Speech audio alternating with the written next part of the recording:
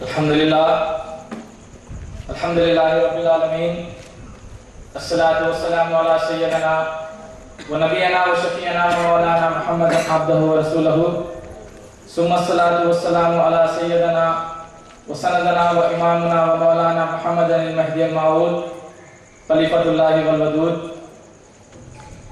قابل احترام محترم مرشد حضرت پیر و مرشد سید مبارک مصطفیٰ ید اللہ صاحب قبلہ و بزرگان خواب و نوجوان دوستوں و عزت مآب خواتین، السلام علیکم ورحمۃ اللہ وبرکاتہ و مغفرہ۔ پروردگار عالم جس نے لفظ کن سے کائنات کی تخلیق فرمائی، مواحد ہے اس کا کوئی شریک نہیں، وہ رب العالمین جو ہر شے سے منزہ ہے، اسی خلاق کائنات کے لیے ساری حمد و ثنا زیبا ہے۔ لاکھوں کروڑوں درود و سلام تاجدار مدینہ احمد مصطفیٰ محمد مصطفیٰ صلی اللہ علیہ وسلم پر اور آپ کے آل و اصحاب پر، لاکھوں کروڑوں درود و سلام خاتم ولایت محمدیہ حضور سید محمد جیون پوری مہدی موعود علیہ السلام پر اور آپ کے آل و اصحاب پر۔ اللہ تبارک و تعالیٰ نے ہم انسانوں کو پیدا فرمایا اور ان انسانوں کی ہدایت کے لیے چند ایسے لوگوں کو بھی دنیا میں مبعوث فرمایا جنہیں ہم نبی اور پیغمبروں اور رسولوں کے نام سے جانتے ہیں، اور ہر نبی ہر رسول کا یہی ندا تھی کہ لا الہ الا اللہ، یہی آواز کو بلند کرتے آئے۔ چنانچہ حضرت آدم علیہ السلام جب اللہ تبارک و تعالیٰ نے دنیا میں مبعوث فرمایا، وہ آئے اور آپ کی شریعت لے کر آئے۔ اس کے بعد حضرت نوح علیہ السلام آئے اور حضرت آدم علیہ السلام کی شریعت ختم ہو گئی۔ پھر اس کے بعد حضرت ابراہیم علیہ السلام آئے تو حضرت نوح علیہ السلام کی شریعت ختم ہو گئی۔ پھر اس کے بعد حضرت داؤد علیہ السلام آئے تو ابراہیم علیہ السلام کی شریعت ختم ہو گئی۔ پھر اس کے بعد حضرت موسیٰ علیہ السلام آئے تو حضرت داؤد علیہ السلام کی شریعت ختم ہو گئی۔ پھر اس کے بعد حضرت عیسیٰ علیہ السلام آئے تو موسیٰ علیہ السلام کی شریعت ختم ہو گئی۔ پھر آخر میں محمد رسول اللہ صلی اللہ علیہ وسلم دنیا میں آئے تو تمام شریعتوں کو ایک شریعت بنایا، تمام کتابوں کو ایک کتاب میں جمع کر دیا اور محمد رسول اللہ صلی اللہ علیہ وسلم پر قرآن کو نازل کیا گیا۔ عزیزان محترم، محمد رسول اللہ صلی اللہ علیہ وسلم اللہ کے خلیفہ مہدی موعود علیہ السلام جب اس دنیا میں آئے تو محمد رسول اللہ صلی اللہ علیہ وسلم کی شریعت کو آپ نے ختم نہیں کیا، بلکہ محمد رسول اللہ صلی اللہ علیہ وسلم کی شریعت کو آپ نے دوبارہ زندہ کر دیا، تر و تازہ کر دیا۔ عزیزان محترم، نبی اکرم صلی اللہ علیہ وسلم کے ایک ہی دین لے کر آئے مگر شریعتیں مختلف تھی۔ حضرت آدم علیہ السلام نے اپنی شریعت کو پیش کیا، نوح علیہ السلام نے اپنی شریعت کو پیش کیا، اس طرح سے تمام انبیاء نے اپنی شریعت کو پیش کیا، اور پچھلی جو شریعتیں دوسرے پیغمبروں میں تھی وہ سب ختم ہو گئی، لیکن محمد رسول اللہ صلی اللہ علیہ وسلم کی شریعت مہدی موعود علیہ السلام آئے اور اسے تر و تازہ کر دیا۔ اور اسی لیے اللہ تبارک و تعالیٰ کے محمد رسول اللہ صلی اللہ علیہ وسلم نے ارشاد فرمایا، المہدی منی یفوسی ولا یفدی، یعنی رسول اللہ صلی اللہ علیہ وسلم نے ارشاد فرمایا مہدی مجھ سے ہے، میرے نقش قدم پر چلیں گے، کبھی خطا نہیں کریں گے۔ اس سے معلوم ہوتا ہے کہ رسول اللہ صلی اللہ علیہ وسلم نے فرما دیا تھا کہ مہدی میرے نقش قدم پر چلیں گے، کبھی کوئی خطا نہیں کریں گے۔ تو سوچو اس مہدی موعود علیہ السلام کا کیا عالم ہوگا کہ کس طرح شریعت پر عمل کرتے ہوں گے۔ عزیزان محترم، رسول اللہ صلی اللہ علیہ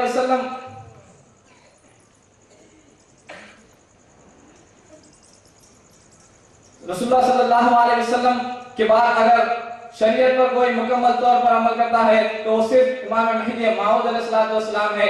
آپ اذان سے لے کر نماز تک دیکھیں، نماز سے لے کر زکوٰۃ تک، زکوٰۃ سے لے کر حج تک، حج سے لے کر ترک دنیا تک، ترک دنیا سے توکل اللہ تک، توکل اللہ سے عزلت عن الخلق تک، عزلت عن الخلق سے ہجرت تک، آپ تمام دین کے عمر کو دیکھ لیں، یہاں تک کہ نماز جنازہ کے عمر کو تک دیکھ لیں، تو اسے یہ پتا چلتا ہے کہ حضرت سید محمد جیون پوری مہدی موعود علیہ السلام بھی رسول اللہ صلی اللہ علیہ وسلم کی شریعت پر عمل کرتے آئے ہیں۔ چنانچہ اللہ کے رسول صلی اللہ علیہ وسلم वसल्लम के बाद इमाम महदी मौऊद अलैहिस्सलाम, अगर इमाम महदी मौऊद अलैहिस्सलाम के अगर किसी ने शरीयत की पाबंदी की है तो वो सिर्फ और सिर्फ इमाम महदी मौऊद अलैहिस्सलाम ने की है। उसके सिवा, उसके अलावा किसी ने महदी मौऊद अलैहिस्सलाम की पैरवी नहीं की है। ये खुला चैलेंज है कि सैयद मोहम्मद जीवनपुरी महदी मौऊद अलैहिस्सलाम ने ही मोहम्मद रसूलुल्लाह सल्लल्लाहु अलैहि वसल्लम की पैरवी की है। अगर कोई दूसरा होता तो आप मुझे बताइए।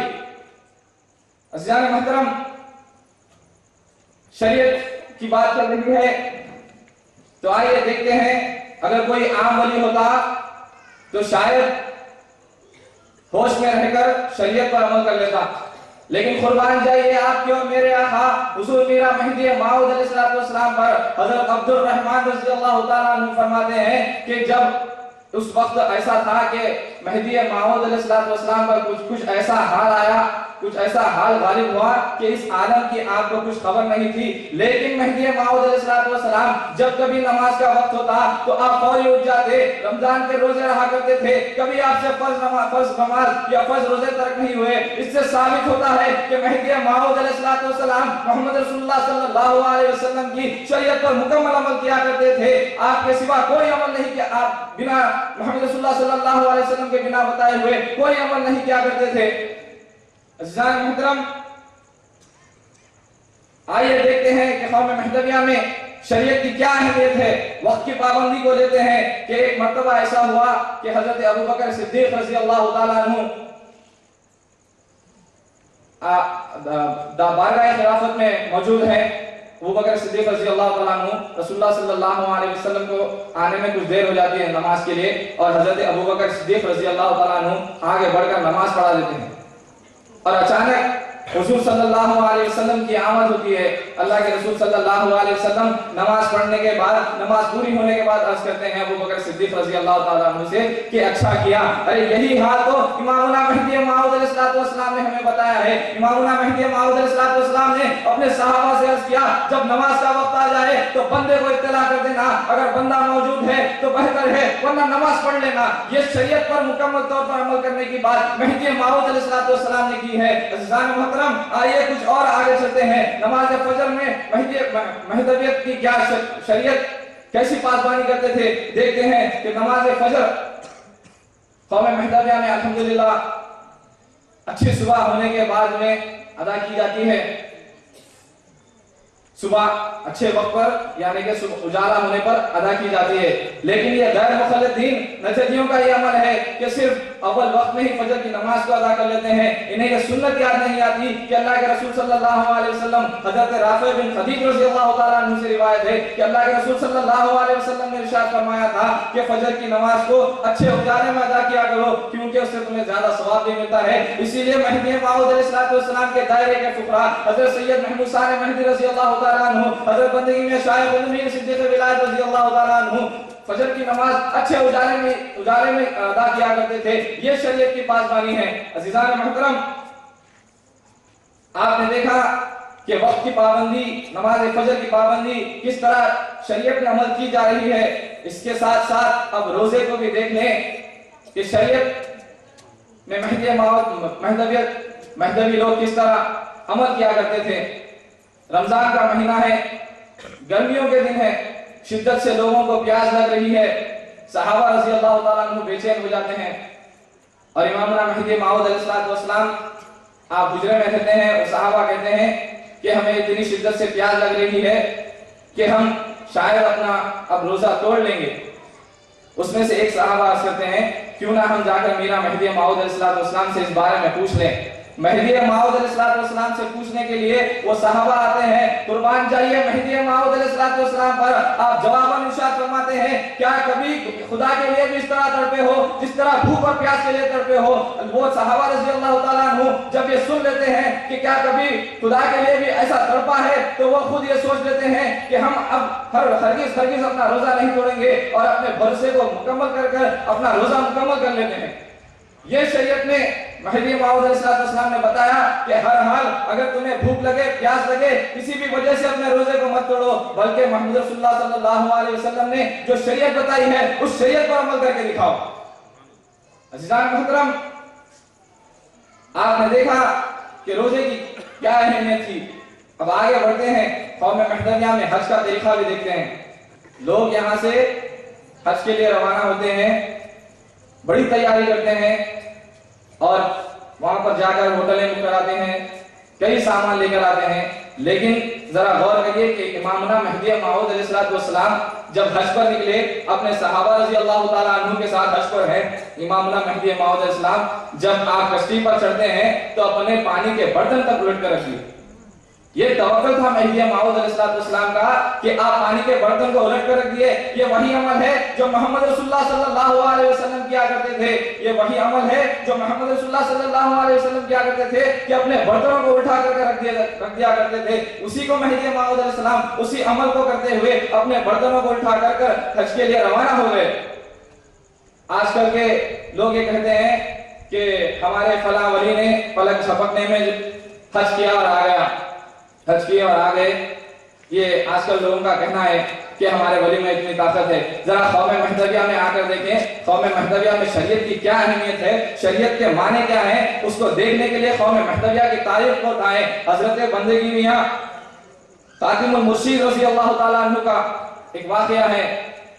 حضرت سید محمود خاتم المرشد رضی اللہ تعالیٰ عنہ حج کا ارادہ کر آپ اپنے حجرے سے نکلتے ہیں اور صرف آپ کے پاس کشتی میں سوار ہونے کے ہی اتنے ہی پیسے ہیں، آپ کے پاس زیادہ پیسے موجود نہیں تھے، اسی لیے آپ دائرے سے لے کر سمندر تک پیدل چلے گئے، دائرے سے لے کر سمندر تک پیدل چلنے لگے حضرت خاتم المرشد رضی اللہ تعالیٰ عنہ۔ اور جب وہاں پر کشتی کو پایا تو اس میں چڑھ گئے اور پھر عرب میں اتر گئے۔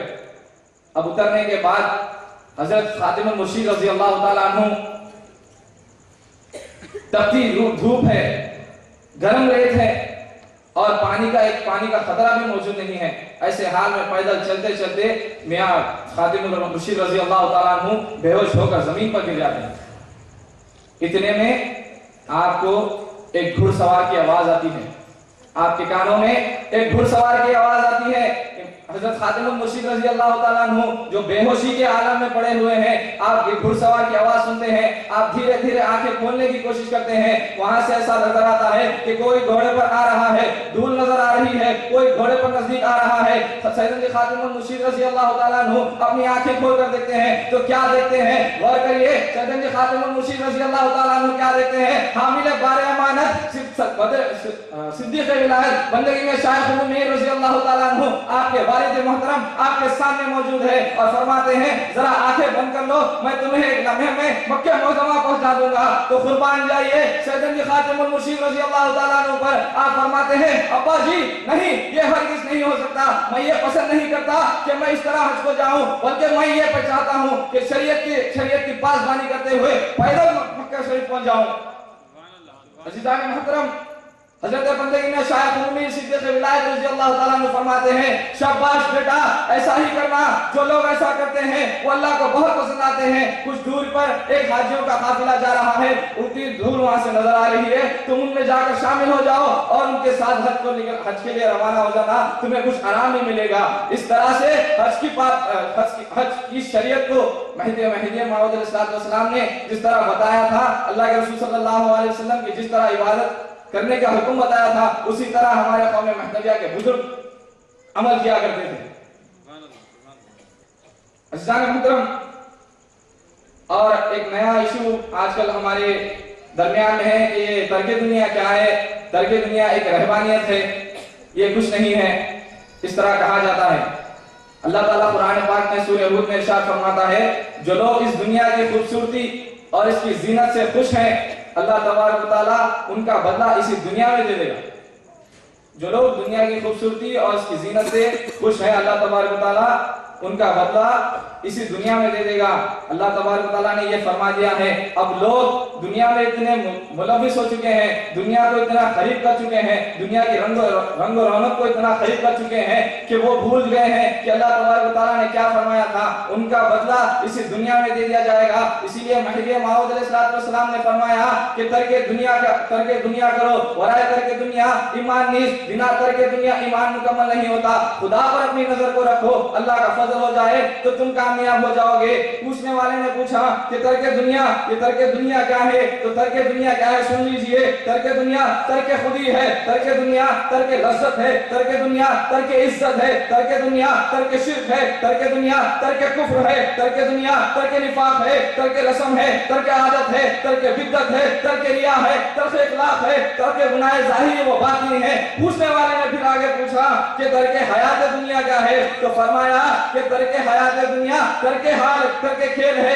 ترک تماشا ہے، ترک زینت ہے، ترک فخر ہے، ترک کثرت و مال و اولاد ہے۔ اور پھر پوچھنے والے نے پوچھا کہ متاع حیات ترک دنیا کیا ہے؟ تو فرمایا متاع حیات ترک دنیا عورتوں کی محبت کو ترک کرنا ہے، اولاد کی محبت کو ترک کرنا ہے، چاندی کے زیوروں کو ترک کرنا ہے، گھوڑوں کی محبت کو ترک کرنا ہے، چوپائے کی محبت کو ترک کرنا ہے، کھیتی کی محبت کو ترک کرنا ہے۔ عزیزان محترم، ان 24 چیزوں کو کرنے پر بندہ خدا کو حاصل کر سکتا ہے۔ اسی لیے مہدی موعود علیہ السلام نے فرمایا تھا کہ دنیا کو ترک کر دو، دنیا کو چھوڑ دو، کیونکہ یہ مومن کے لیے، اللہ کے رسول صلی اللہ علیہ وسلم مسلم شریف کی کتاب میں ارشاد فرماتے ہیں، دنیا مومن کے لیے قید خانہ ہے اور کافر کے لیے جنت ہے۔ اسی لیے مہدی موعود علیہ السلام نے ہمیں دنیا چھوڑنے کے لیے کہا ہے۔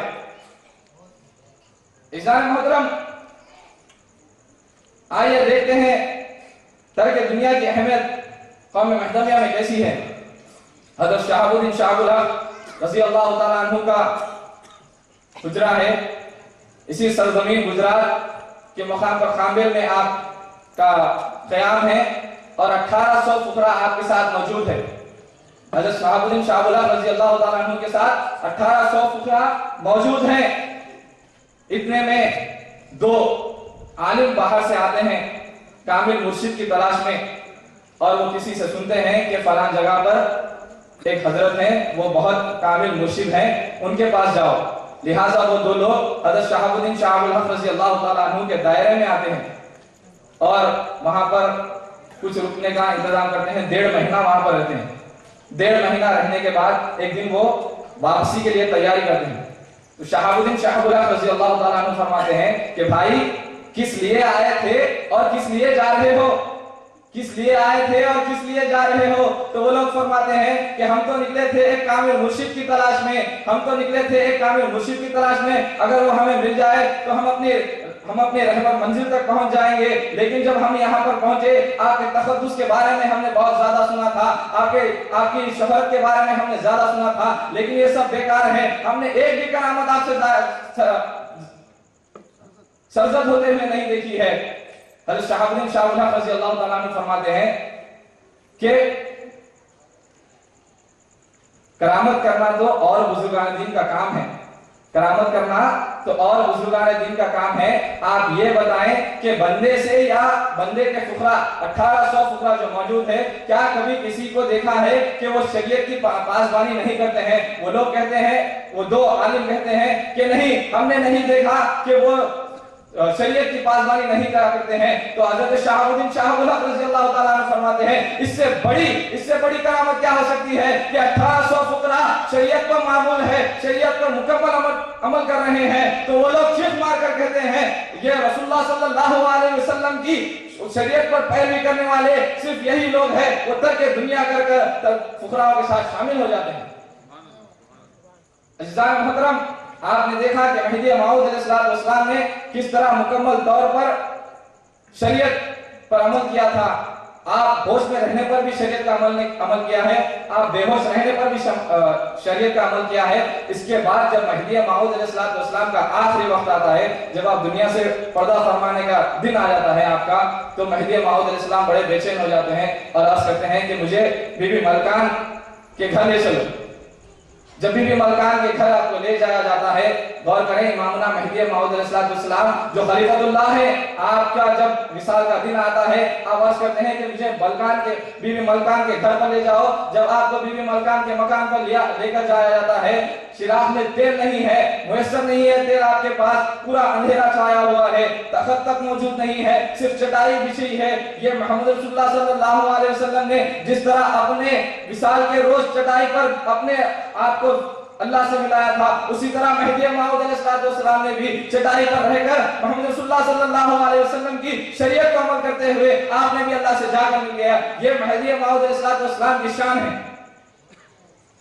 آج پورے 500 سال بعد کوئی عالم، کوئی شیخ الحدیث، کوئی شیخ الاسلام، کوئی محدث، کوئی بڑا سا بڑا عالم یہ پروف نہیں کر سکتا کہ سید محمد جیون پوری مہدی موعود علیہ السلام غلط ہے۔ قیامت آ جائے گی، آسمان گر جائے گا، زمین پھٹ جائے گی، لیکن کوئی یہ ثابت نہیں کر پائے گا کہ مہدی موعود علیہ السلام، سید محمد جیون پوری مہدی موعود علیہ السلام غلط راہ پر ہے، غلط رستے پر ہے، غلط عقیدے پر ہے، یہ کوئی ثابت نہیں کر سکتا۔ تو آئیے آج ہم اگر گھر میں ہوں یا باہر ہوں، اپنے کالجز میں ہوں یا آفیسز میں ہوں، ہندوستان میں ہو یا عرب میں ہو، گنگے کی چوٹ پر یہ نعرہ بلند کرے کہ ہم مہدوی ہیں، کیونکہ مہدویت در حقیقت شریعت ہے۔ وآخر دعوانا الحمدللہ رب العالمین۔